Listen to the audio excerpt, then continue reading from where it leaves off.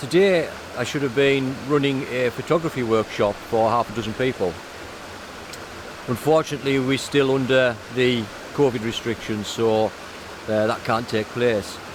So what I thought I would do was cover a small, tiny little aspect of that workshop, and that is working under or working with higher ISOs when shooting landscapes, and in particular cover areas where you need to increase the ISO to get faster shutter speeds, and also to make sure that when you do use higher ISOs that you minimize the amount of noise that you get in the images.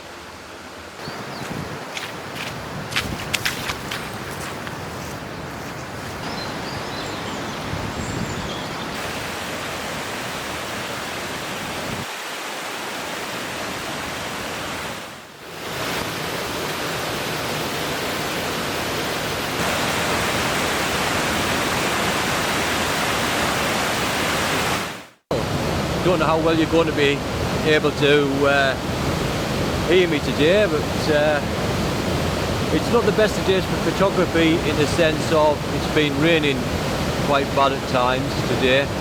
Yesterday we had a weather warning out for heavy rain, and as you can see the waterfall here looks pretty spectacular.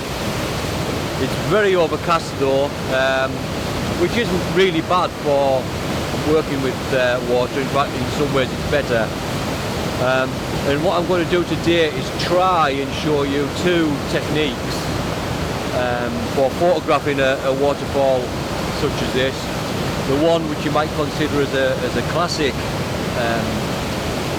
waterfall image is where the water's all blurred and creamy as it comes over. And then the other one is to actually freeze the action, so make sure that when the water comes over, the water droplets appear separate or partially frozen.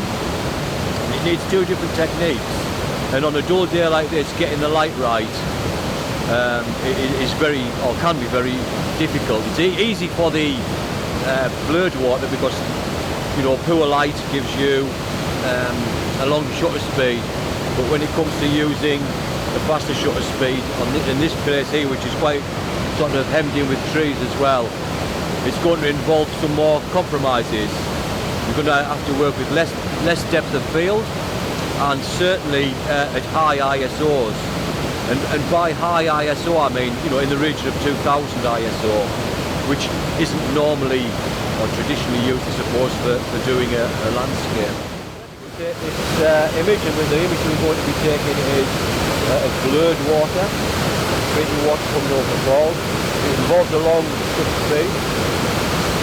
The first thing to do though is make sure that you've turned off the image stabilization on your lens if it has that, because what will happen, because we're on a tripod, the image stabilization may move the image within the lens and it causes a blurring.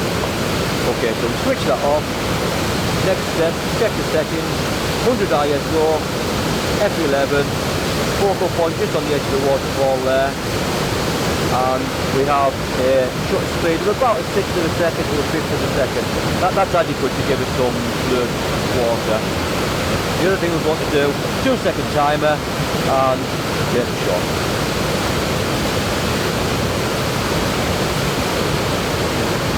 And there you have it. So there's a shot, lovely creamy water coming over, little bit of green in the top.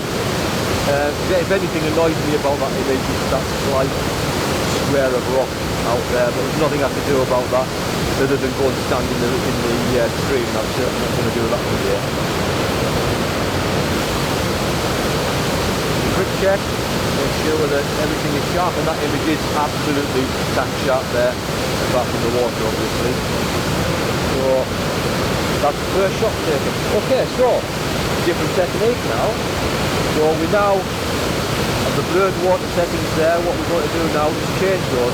The first thing we always do is, rather than alter the ISO, we try to alter the f-stop. So we're going to narrow the depth of field here. It doesn't matter because the waterfall's the focus and we don't need much of the depth of field really. So we'll just go down, we're going to go all the way down to the lowest we can then to work out which is f4.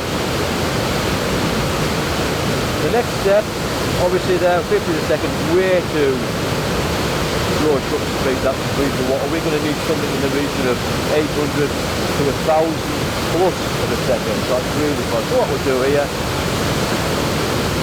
turn the ISO right the way up, and we're going to go for 2000 ISO. 2000 ISO gives us 800 of a second there. That should just be enough. Taking a shot again, 2 second timer.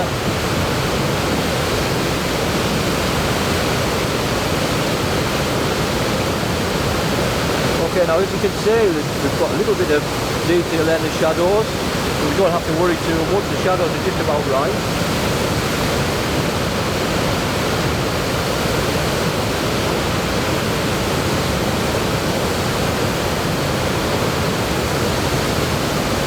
Not too much noise in there, the water is certainly frozen there. Absolutely perfect that. You can see when we put it on the screen. There we have it. We've captured 2 images, one of blurred water, and then the second image was of the water coming over and being frozen in time. So you could actually see the individual water droplets.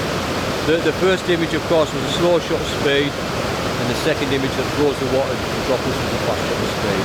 And to get that fast shutter speed, we had no choice but to work at a high ISO.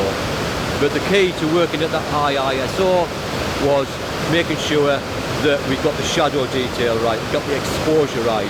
Okay, I hope that you enjoyed the video and you found it useful. If you did, it would be great if you could subscribe and like it. I'm going to sign off with a shot of this very same location that we worked at today, but after a summer thunderstorm. And it'll give you some idea how conditions can change in places like that and just how spectacular it can be. The area that we worked in today was completely underwater, as you will see. So yes, thank you. The sun's out now, it's a lovely day, so I'll just sign off to say thank you for watching and enjoy your photography.